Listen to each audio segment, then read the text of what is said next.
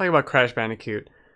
The Sane Trilogy. So I have no nostalgia for Crash Bandicoot. In fact, I have the opposite of nostalgia for Crash Bandicoot, which is for the longest time, I thought the entire game, the entire series was, or at least the first ones, were running towards the camera. Like, that was it. Running from a boulder, always towards the camera, which is terrible. I didn't like it at the time playing the PS1 demo. I thought it was either running towards the camera or running away. I learned at some point that actually, no. There's a lot of side-scrolling platforming to be done in this game. So, as a big platforming fan, as someone who backed Ukulele and A Hat in Time on Kickstarter and got every moon in Mario Odyssey, which I almost called Mario Galaxy, I think I should, people love these games. I should go back and play them. So we're going to look at them one by one and kind of circle back to what's the best one.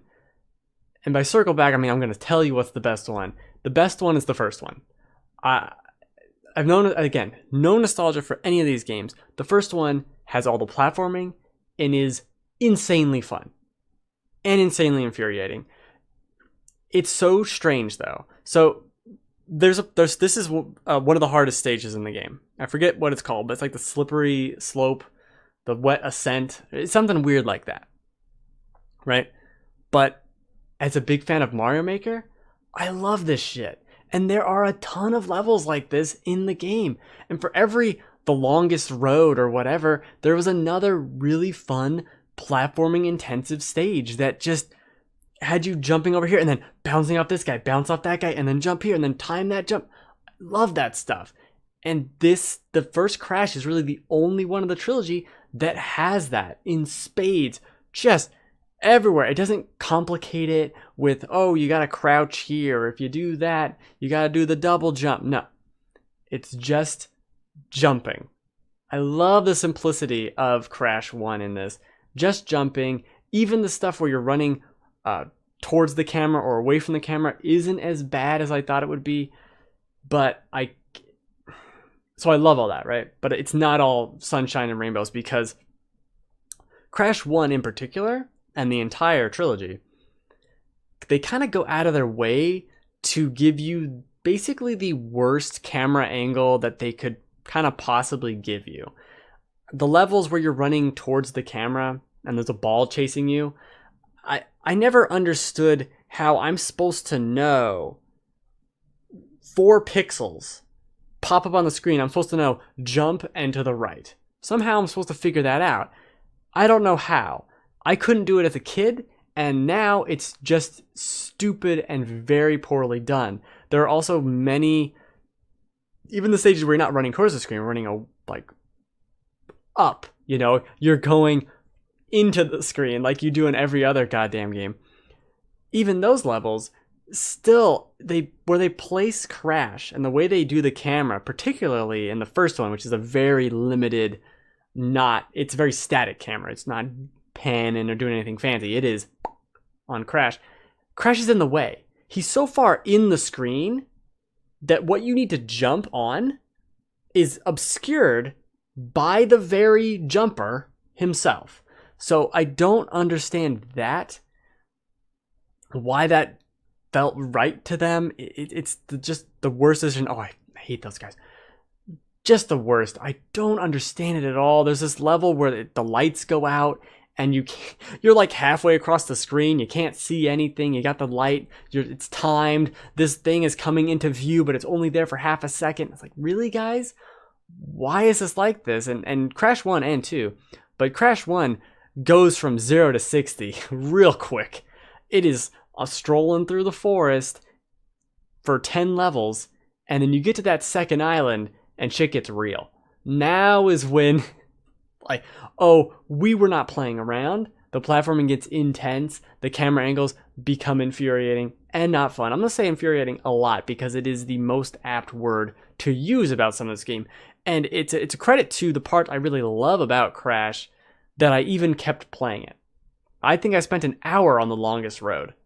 It feels like I grinded for lives on that stage so that I could get through it, because it's so it's just stupidly done where, oh, I gotta jump off this turtle, but I have to hit the turtle first with really poor collision, and again, with Crash being in the way, and he's so far in the screen, I can't really judge, if I'm hitting him, if I'm too close, if I'm too far, I can't judge it very well. I gotta hit him, the turtle, back up, do another running jump, bounce off the turtle onto this little piece of plywood, then bounce again off the plywood. Like, it's just, ugh. But this stuff, this side-scrolling, awesome fun time is what I'm into. This is what the whole game should have been. And the problem is, as we move on, one quick thing. The problem is, they got rid of a lot of this into Crash 3, Crash 2, and Crash 3. No, the turtles are the worst, Will. I am sorry. Well, that's not true, actually. The worst are the boss fights. There's, I would say, 2 halfway decent boss fights in Crash 1. That is the first boss fight, which doesn't really make a lot of sense, but you can get done. And the last boss fight. And the ones in between are just about the worst bosses I've ever fought in any game ever. I don't understand it. Ripperoo is just the worst. These fights, like, people need to go back and look at them and figure out, like, as design challenge, never do this. Look at this and learn from its mistakes, because dying in one hit, having to do these weird jumps, doing all this bullshit nonsense throughout these fights, they're some of the hardest stages because they're not fun at all, and you'll die in one hit, like I said. Oh, I got to the bonus stage. I do really enjoy the bonus stage, I should say that too, but man, I don't even remember some of these bosses. There was Ripperoo, which is the stupid ass kangaroo, who would bounce on the 9 squares in the level, and you had to jump from the 9 squares and then jump onto some TNT in hopes that Ripperoo would jump near the TNT and blow up. It's not fun.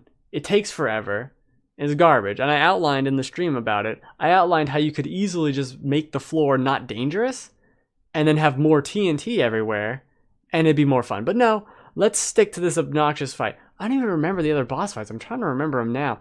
Oh, there was the mouse with the Tommy gun. You had to hide behind the couch, but because of the camera angle, again, you couldn't exactly tell if you were hiding behind the couch correctly.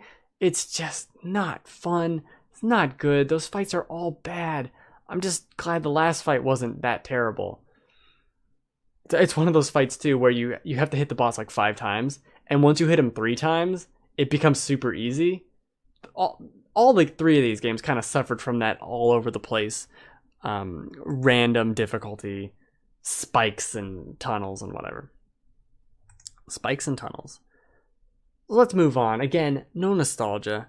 To Crash Bandicoot 2, which is, at first glance, and even in the remaster, prettier than the first one. Somehow they managed to remaster these 3 games and make each one more beautiful than the one before, but they were remastering it, so I don't know why they don't all look as good. It's strange. And Crash 2 improves a lot of stuff. It adds things like the crouching, or sliding too, which lets you do a sliding long jump and just a taller jump.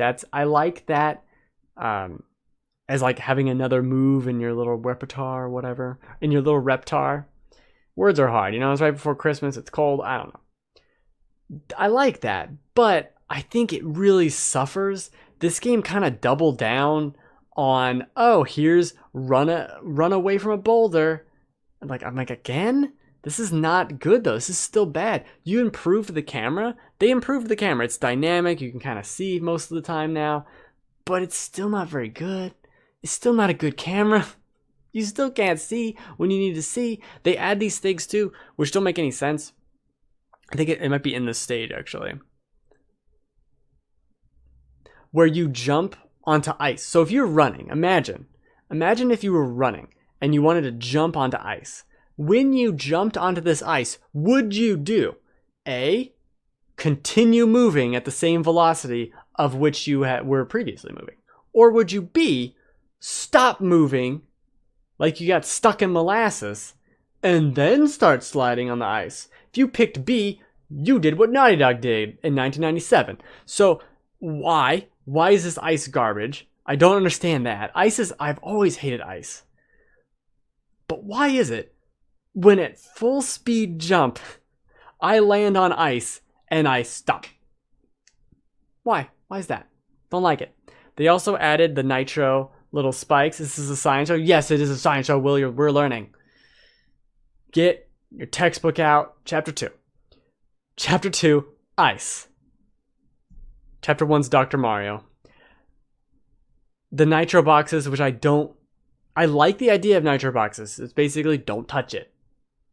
Fine. But the problem with the nitro boxes is they jump.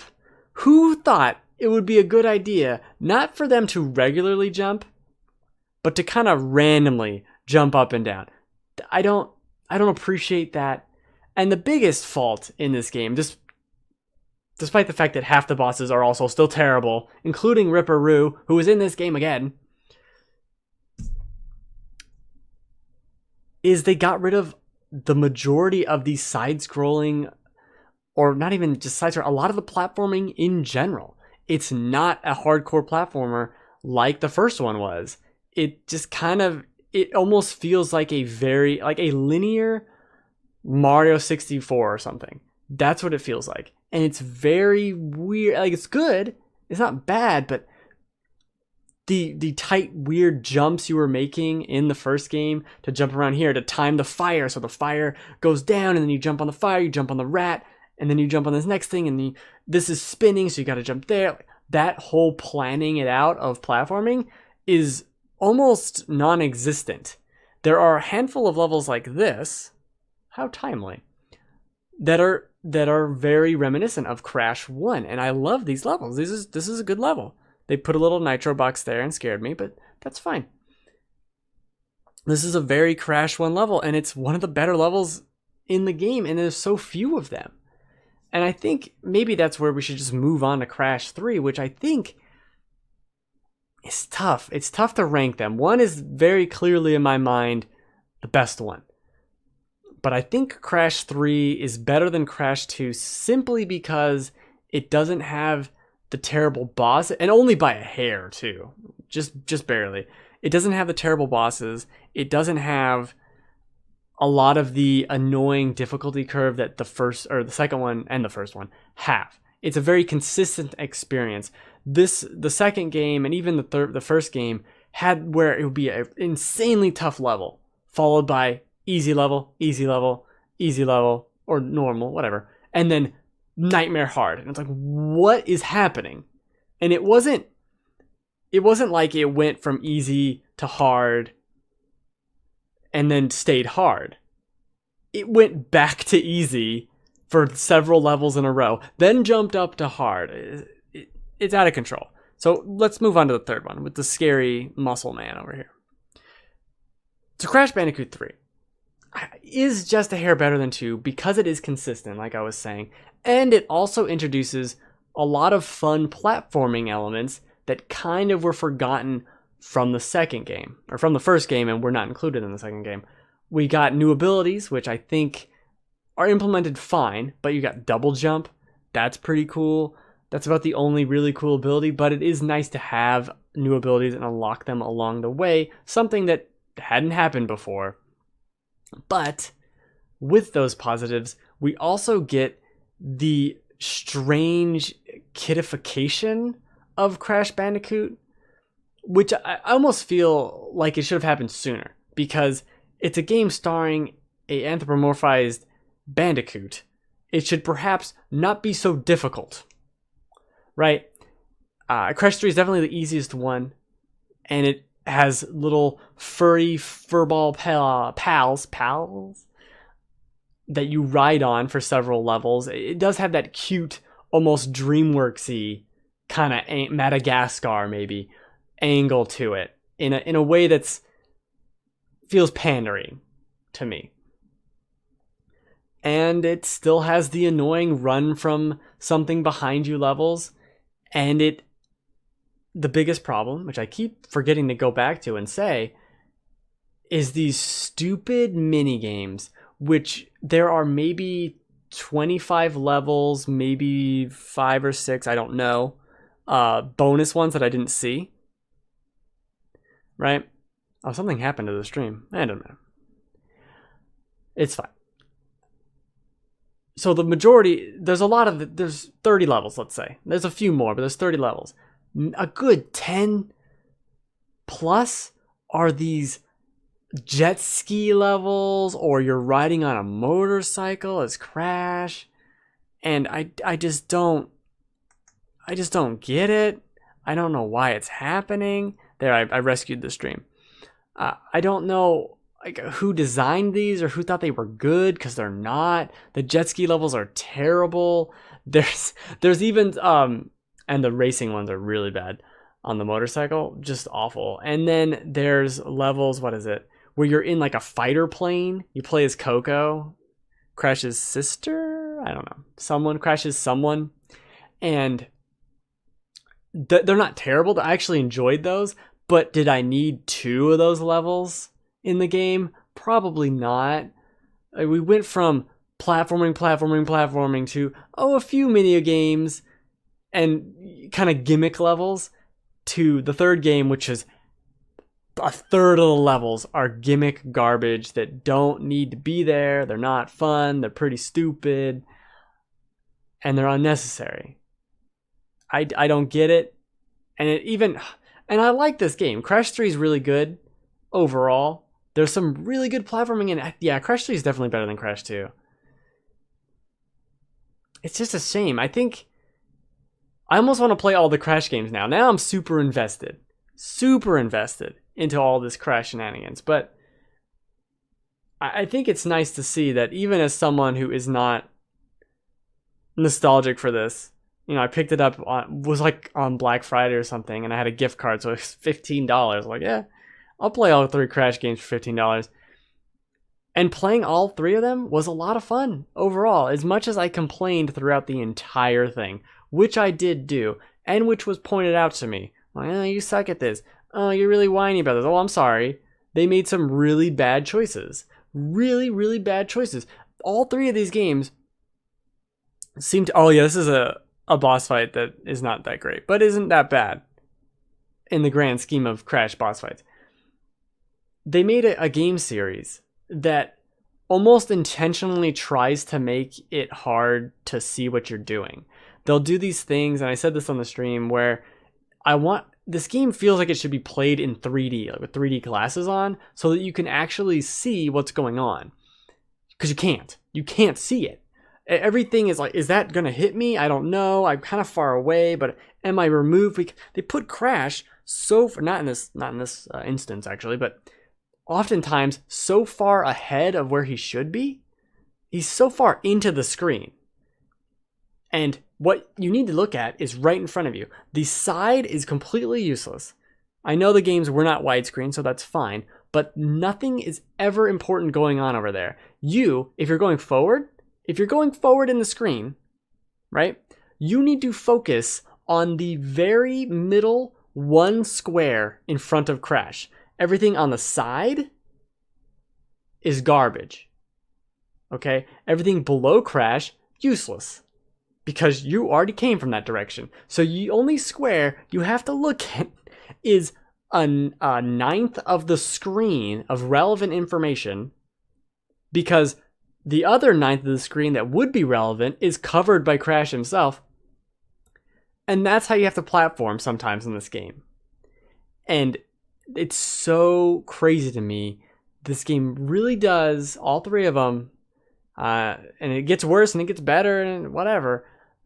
They go out of their way to give you the worst camera angles, to set you up into these traps where you're jumping over here to, maybe I'll go over here and see, like, oh, there's nothing over there. You jump over there, you get hit in the face with a bottle of acid, and you die instantly. And why? Why was that guy there? Why couldn't I see him? You can't just kill me off screen or by something off screen for no reason. And it kind of revels in that. It has something over you. It knows the enemy's coming, and it is trapping you. It is tricking you, and it intentionally does that with its camera angle just to fuck with you. And I don't like that. I don't appreciate it. I don't buy that that's good or that it was ever good.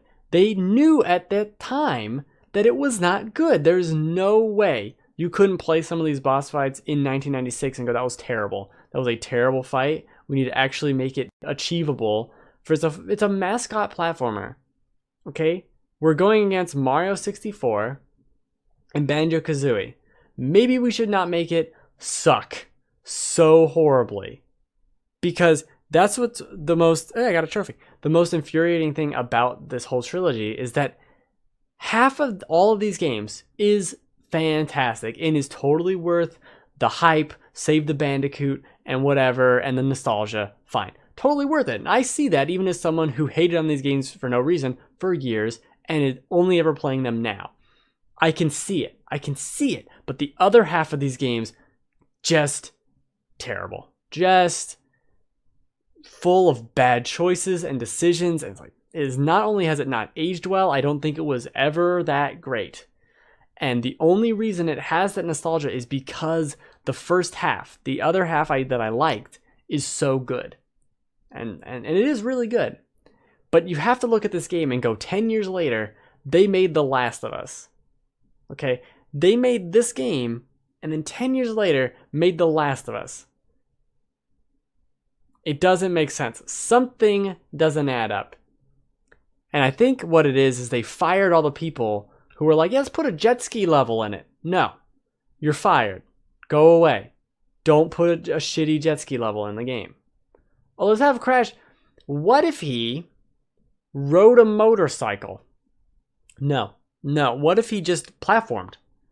Or conversely, let's do the motorcycle, but let's make it control well and be fun. No? Okay. All right. That's what it seems like. It seems like a bunch of different people were making a bunch of different levels, and at the end of the day, they grouped it all together and said, here's the game. And there was no oversight committee to be like, oh, let's make sure there's a gradual difficulty curve, or let's make sure this jet ski level is fun or controls well. Like, no one was looking into it. And no one should be surprised. This sentence got really jumbled. No one should be surprised that there is a very, very terrible jet ski portion in Uncharted 1 after the very terrible jet ski portions in Crash 2 and 3. We had it. We had the evidence. It was all there. All of it. Okay? We all knew. That's a far jump. All right. That will be the show. This is the last show of 2017, the year of our Lord or whatever. It's going to take the next week off, and then I think it's going to be coming back with all... Oh no, it might not be Game of the Year stuff, but there is going to be like a ton of Game of the Year. I'm planning on doing a full hour on just runners up because the year was so good.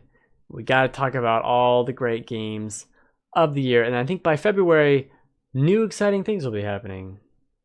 But a little bit of a short show before we all go on to vacation. Enjoy the coot. Crash is back. I don't know if he should be, but I'm glad to have enjoyed his company. And playing as Coco was fun. She's got a laptop. That's a fun little sexism thing. So when Crash gets a crystal, he's allowed to pull it out of his esophagus, out of his butt crack. He can do whatever he wants. Coco has to materialize. She's very classy. Oh, she materializes the crystal out of the laptop. Or it's been hiding on her back like a weird backpack. She can't pull anything out of anywhere. She's a classy lady. I think that's sexist. I think we need to let's get PETA on the phone. That's who we need to call, right? That's who we'll... Because they're animals. That's who we call in this instance, right? Right? No? Call someone. Someone needs to be called.